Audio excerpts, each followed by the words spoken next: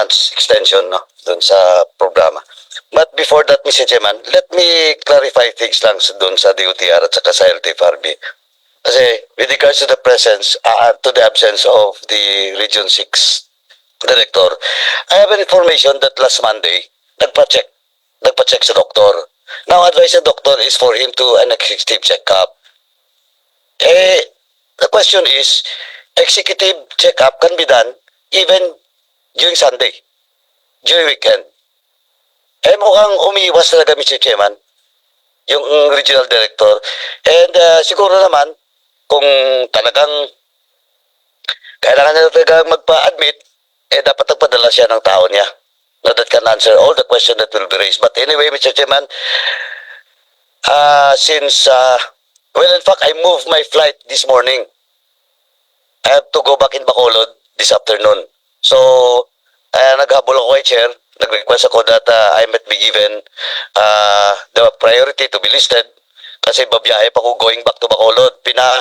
Pina-postpone, pina-cancel ko flight ko this morning. Siya, wala siya dito. Anyway, since this hearing is until afternoon, we have an all-day hearing, though I will not be here this afternoon. Please submit today the proof of admission or confinement of RD. At the same time, the reason about it.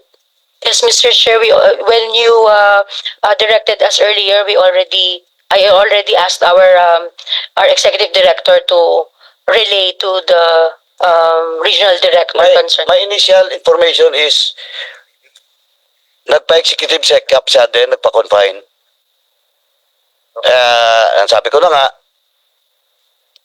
executive check-up can be done even during weekends. Alam niya naman may hearing dito. So, anyway, please submit to this committee.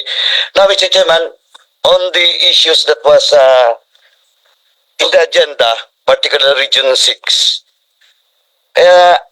tingin ko po hindi nyo masasagot yung mga tanong dito because I have with me all the documents that you have submitted. For example, question of the garage. Yung problema sa garage. Ang dokumento nyo dito na pinadala is to quote. Ito yung reason the LTFRB Region 6 is not adequately equipped with resources, particularly personnel and logistics, and regulatory authority to resolve all these issues, particular sa garage. Sasagutin dapat yan ng Region 6 Director nyo. Tama? Correct? Tama po, Mr. Chair. Now, that's only one of the example. Ito pa yung isa. Question of... Ayan. Anyway. Yung question of libreng sakay. This is a local, regional issue that was raised by the complainant, legal counsel of the Alliance of Drivers and Operators in Iloilo. Yung question sa libreng sakay, yung detalye nun, nandito ba yung dito ba yung Alliance? Nandyan. So again, this was addressed also to, the letter was addressed also to Dora Patron. Well, in fact, ang request nyo nga dito,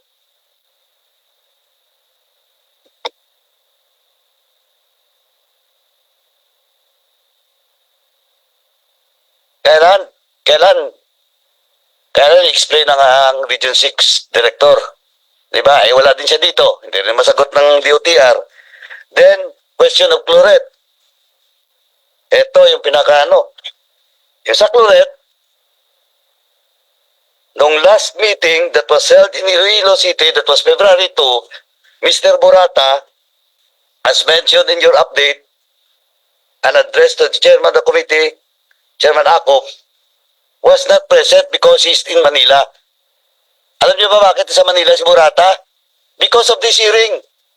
Nahirapan po sila, umuwi ng Bacolod. In fact, I give them some support para lang po makadalo sa hearing na to at hindi muna uwi doon sa Bacolod. Samantala ang regional director, lagi niyang ginagawa, pag magpatawag ng taga Bacolod, kailan taga Bacolod na operators and drivers ang tatawid sa kanya. Instead na ilapit natin yung serbisyo ng gobyerno doon sa mga constituents natin. And again, Mr. Chairman, alam mo ba yung schedule ulit? February 23, 2024 at LTFRB Region 6 Regional Office na naman. Kailangan tumawid ng mga kawawang operator at saka driver namin sa Bacolod kasi yung regional director madalang o hindi pumupunta sa Bacolod. Pag pumunta doon, iba pang kausap, hindi drivers at saka operators, mga negosyante. And I have proof to that. Kaya tama pong sabi ni Chairman Akop yung suggestion ni Chairman Akop kanina. Dapat i-rotate na yung mga regional directors natin. Familiarity of the terrain, naging complacent na sila. But anyway, Mr. Chairman, I will receive that my questions on matter on Region 6 issues. Now, eto lang, Mr. Chairman, yung sa 3 months extension ng programa. Now, expectedly, when the President decided to extend the deadline, supposedly January 31 to April, I presume that the OTR, particularly the LTFRB, has made its adjustment plan. Kasi nga, kaya binigyan kayo ng 3 months kasi kailangan ayusin po natin yung programa dahil dito sa mga problema that transpired during this investigation or during this hearing. Now, may I know if LTFRB has an adjustment plan for 3 months so that when we will implement the deadline 3 months after that declaration of President, at least we can solve now the problem that arise in the implementation of this BUG modernization program. Do you have the 3 months adjustment plan? Yes, Mr. Chair, in the form of our MC 2024-001, which we also submitted to the committee, Mr. Chair. It outlined, Mr. Chair, the guidelines on how... Tandaan po, Mama. Tandaan. When was that? The guidelines on industry consolidation, Mr. Chair, was issued by the board on January 30, 2024. So, January 30, 2024, the day before the deadline. Yes, Mr. Chair. Ito na yung laman. Comsec, do you have a copy of that? Dito. Kapal kasi nito eh. Anyway, so briefly, tsaka to summarize it, please. Ma'am, thank you. Yes, Mr. Chair. So, our MC 2024-001 po provided the following. Yung pursuant po dun sa presidential order, the deadline for filing of application extended until April 30. So, ibig sabihin po, yun pong lahat po ng hindi pa nakapag-consolidate at magko-consolidate pa lang hanggang April 30, i-confirm po natin at i-rehistro as public utility vehicle. They can still continue to ply their routes using their traditional jeepneys po. Yun pong provisional authority na ginagamit nila na nag-expire nung January 31 ay extended din po yung validity until April 30 for as long as they are currently registered with the LTO and has a valid passenger accident insurance. Yun naman pong application for consolidation during this 3 months extension, in-enumerate din po natin ulit at ni-reiterate natin dito sa MC 2024-001 where we also indicated na yung dati nating nire-require po na mga undertaking under a previous issuance of the board in 2020, we dispensed with the compliance with that affidavit of undertaking po to complete the units dahil nga po pursuant dun sa department order ng DOTR na ang refleeting of units will be made up to the maximum of 27 months from the approval of the LPTRP. Yun din pong MC na to provided for um, um, withdrawal of members, yung binanggit po kanina kay Congressman Manuel na we are allowing the members of to withdraw from their cooperative without need of an OTC endorsement prior to the issuance of the CPC in the name of the transport service entity, and may similar provision din po as far as corporations is concerned, Mr. Chair. I have just received your MC.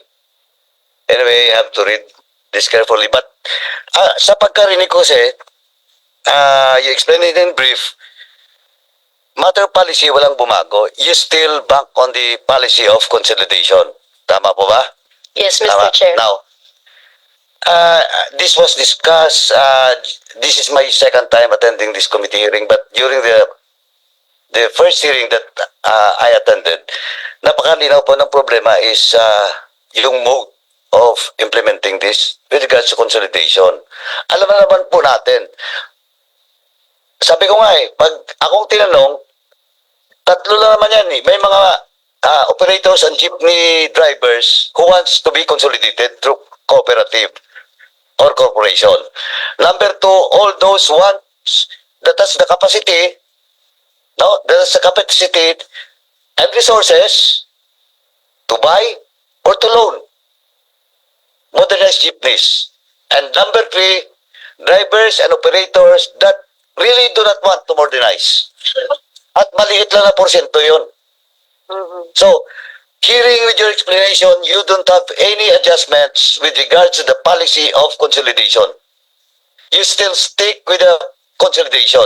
Now, last hearing, I ask you,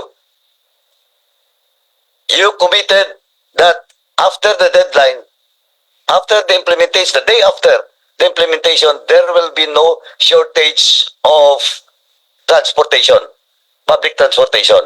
Now, hearing and reading from your report in Region 6, eto sa inyo mismo galing to. Ang record shows it's only 1,500 units now. 1,500 units. Now, in 3 months' time, eto I'm talking about Region 6, particularly Bacolod City. Again, gusto ko ibalik. In 3 months' time, based on the previous figures, yung traditional in Bacolod City alone, it's yung recorded and documented is around 2,200 plus units, traditional. But of course, Region 6 Director during the previous hearing admitted that tama po ako na it's not only 2,200 documented. There are around more than 3,000 traditional units in Bacolod City before this modernization. Now, question, you have only, on the previous hearing, you have only 500. Now, exactly, tapos na tayo dun malinaw na tayo dun nakaraan that there is no such other means of transportation that can offset the shortage of public utility transportation in Bacolod City. O hindi pwedeng tricycle. Malinaw, e-bike. Kasi there are local ordinances in Bacolod City. Buses cannot fly route inside Bacolod City.